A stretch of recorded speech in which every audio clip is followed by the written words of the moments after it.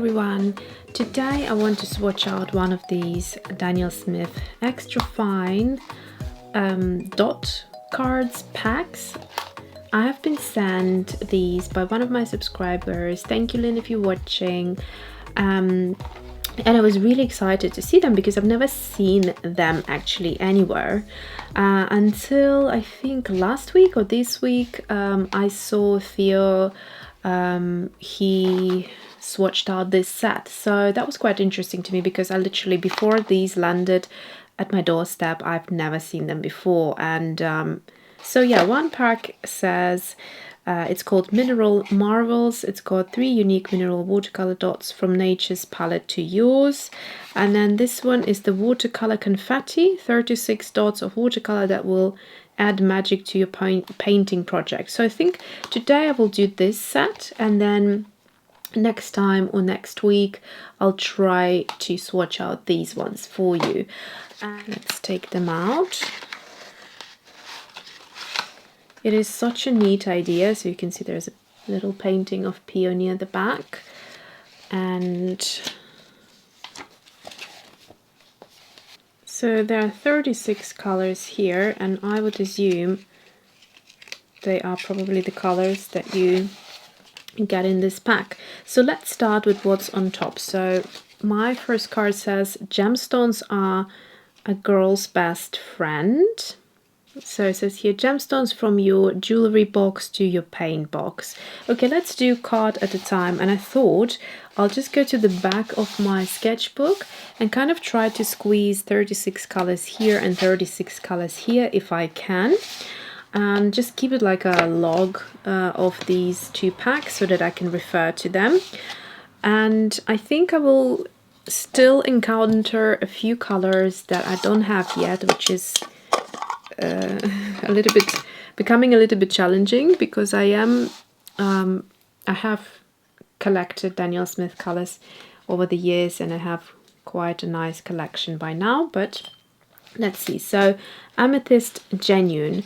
I always saw great kind of reviews for this color, but I've never actually bought it myself.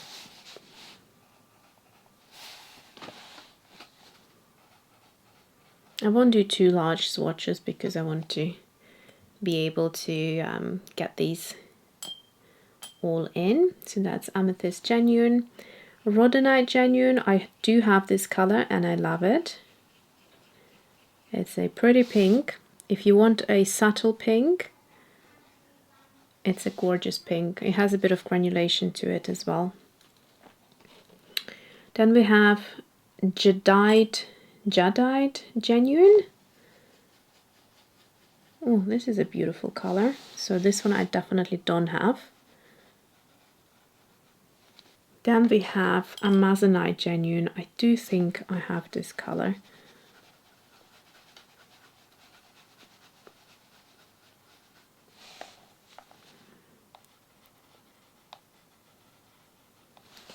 It's a pretty kind of turquoisey color. So that's our first card. Next card, it says here, it's time to mix and mingle with yellow, red and blue. Accent with Lunar Black. That's interesting. So Lunar Black is going to be like a Mars black, I suppose, like a granulating black. And then on the reverse card, that's what you can do. You can create your color wheel.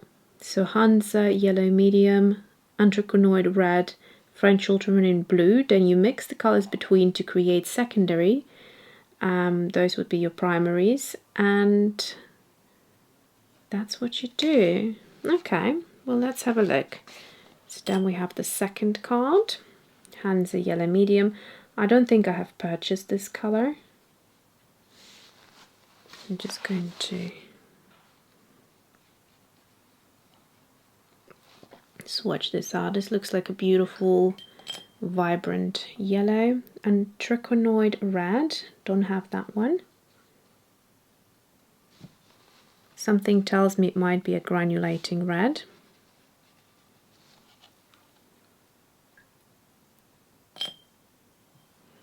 French ultramarine, so a very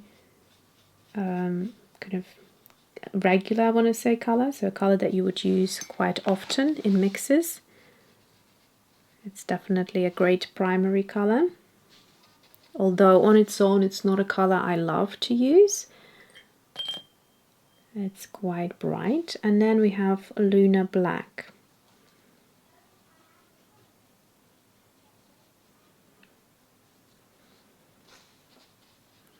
So I won't have time now to mix all of them, but it's a good suggestion to do maybe like a separate color wheel there. Maybe I'll do that in a separate video. Okay, next one. Let's see, we have mixing and mingling with orange, purple and green. Make tones with Jane's Grey. So again, you can create a color wheel here, which definitely I think I will do in a separate video because I'm quite interested to find out what happens if you do that. So permanent orange, definitely don't have this one in my arsenal. Imperial purple, if I'm not mistaken, this might be the color suggested by Jane in her picked colors, I think. And then we have Taylor Green, it's a blue shade.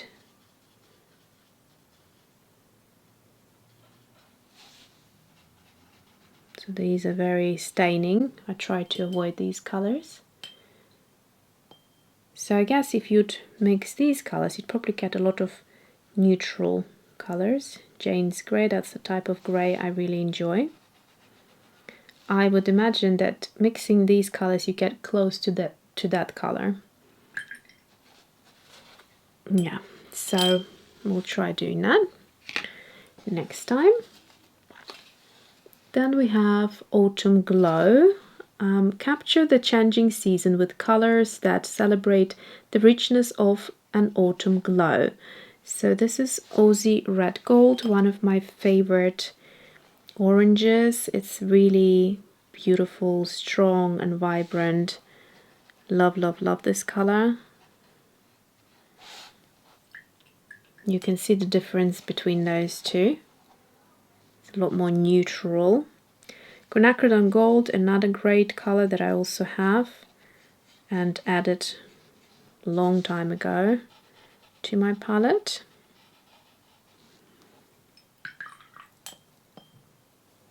It doesn't have a flatness to it, like for instance this yellow, this orange would have. It has a lot of interest in there. Quinacridone Burnt Orange. Now, I don't remember if I have this one actually, but it looks like a beautiful color. I have to check if I added this one. I think I definitely might have considered this color. Then we have Hansa Yellow Light. So this is kind of more of a, almost like a lemon yellow type of a yellow.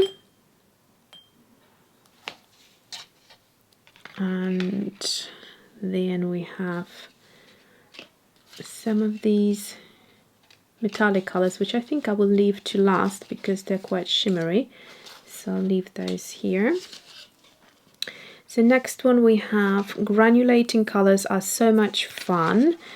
Wet your brush and make a water path. Add a drop of rose of ultramarine and watch the colorful line dance. Okay, so this sounds interesting. Rose of ultramarine, never tried this one. It's generally not a color I like, but it's deeper than some of the other colors of this nature that I don't like, and because it's a ultramarine it should granulate nicely, so that looks quite good. Okay, Sap Green, one of the early colors I added. How nice these two colors look together. They look beautiful. They work so, so well. Ultramarine Turquoise. There we go. I just launched my second online course called Contemporary Color Palette. So if you are interested, check it out. I'll try to link it up here. Lunar Blue. Why on earth don't I have Lunar Blue? No, hold on. I do have Lunar Blue. My Lunar Blue looks like nothing like this color. This is bizarre. Anyway, let me wait for it. Maybe it separates and becomes something different. Mine separates very much into a lot of blue. Mine looks slightly different. Anyway. Okay, next one we have Take Me Away. Stunning colors of inspiration. Watercolors will dance, dance, dance on textured paper. Okay, opera pink. Who doesn't have opera pink, or at least tried it once in their life? When it comes to watercolor, this is like guilty pleasure, something you don't want to admit you like, but once in a while you dip your brush into this electric color. Cascade Green, also another great color, which is in my current autumn, or should I say latest, watercolor palette, which I call my autumn color palette, and it's a must-have color, also separates beautifully. Green Gold, another must-have in my opinion, absolutely love it. Look at the color palette, so cleverly put together, that pink and that green. So fresh, just makes them pop. And then we have Moon Glow, of course, also Moon Glow. Everyone loves Moon Glow. Also separating color.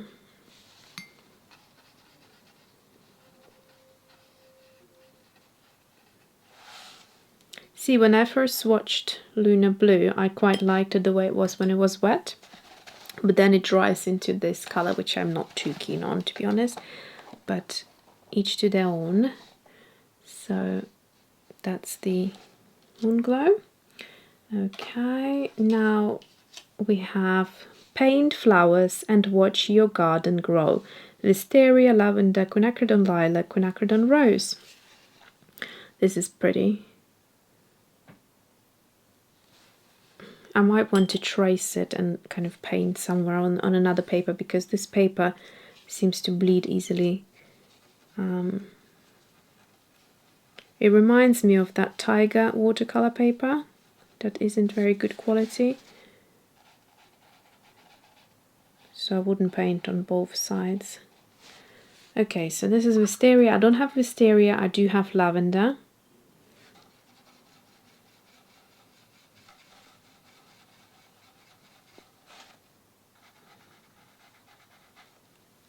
They both have white in there. Then we have Quinacridone Lilac. I don't have Quinacridone Lilac. It's sort of like a fuchsia or fuchsia color. And then we have Quinacridone Rose. I do have this one, I believe. No, it actually might be Quinacridone Pink that I have. I don't understand quite the difference between Quinacridone Pink and Quinacridone Rose. To me they look very, very similar. Let me just grab my Daniel Smith palette. So here is Quinacridone Pink and here is Quinacridone Rose. They really are, I mean this is dry and wet, but they are almost identical. So that's that, and then I'm running out of space on my desk. We've got two of these. So, which shall we start with? Let's start with the Iridescent Gold. I think I have Aztec Gold, if I'm not mistaken. Right, so these are going to be a little bit challenging to wake up. They're best used out of tubes.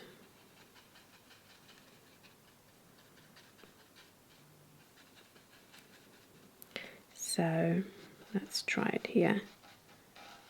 They're not going to look that great out of this dot. Then we have Iridescent Garnet.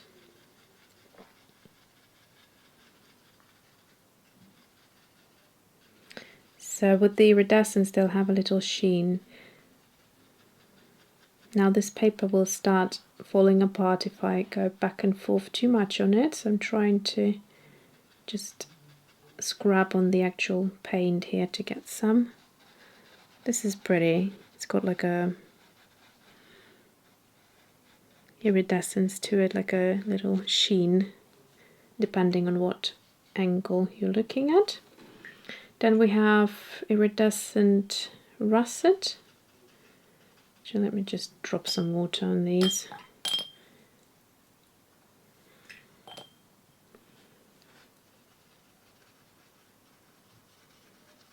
So that's almost like a bronze or a copper type of a color. And finally, iridescent electric blue.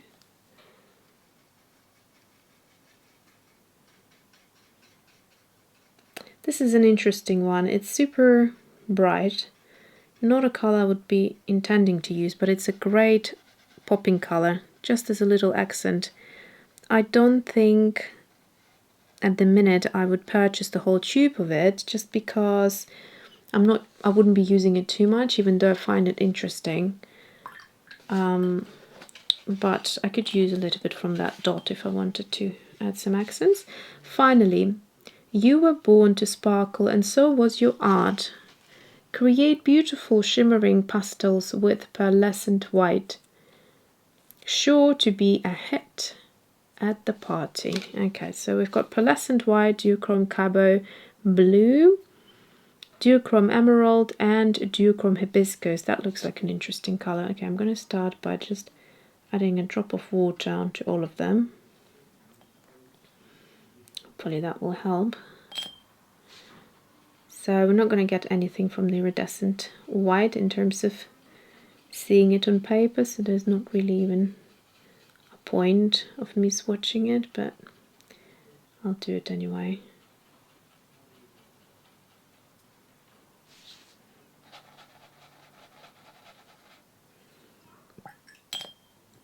Duochrome cabo blue.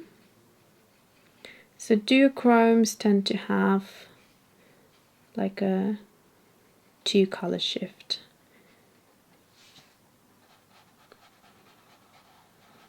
So this is like a turquoise with some green or some gold in there, hard to tell. Duochrome emerald.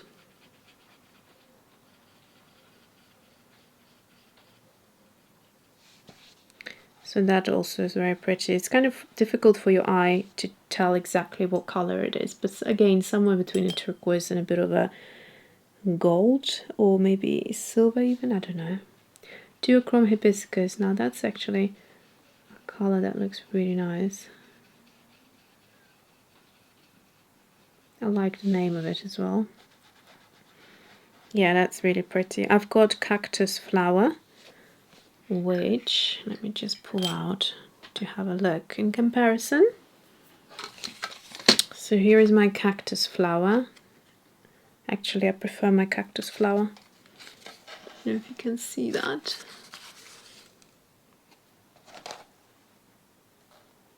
So cactus flower has more like a bluey lilac type of a color in there. Here it is in the pan. Started raining outside. It's actually quite grey and gloomy today, which is alright because yesterday we were lucky to get some sun, so I don't mind a bit of rain if it's not every day. Okay, so that's it for this set. I'm not sure if I've given myself enough space to swatch the other set here, but I might do that next time. So that's it for today. These colors are surely interesting, and what we do in a separate video is play around with those 2 cards that recommended to mix them around. So I think it was these 2, weren't they? Yeah, mix and mingle. So we'll do those 2 cards next time. And let me see, what was it, this one? No, that's different. And we will see sort of what mixes the author has suggested. And I think, have I mentioned? It is a lady who's here on the card. Here we go. So the cover artist is Ethel Pajayo. I hope I'm not mispronouncing. It says, I breathe when I see water, embracing color. Yeah, so if you want to check out her Instagram, there you go, that's the artist. What a great idea. Love, love, love the colors and the color palettes. Super inspiring. Thanks for watching and see you soon.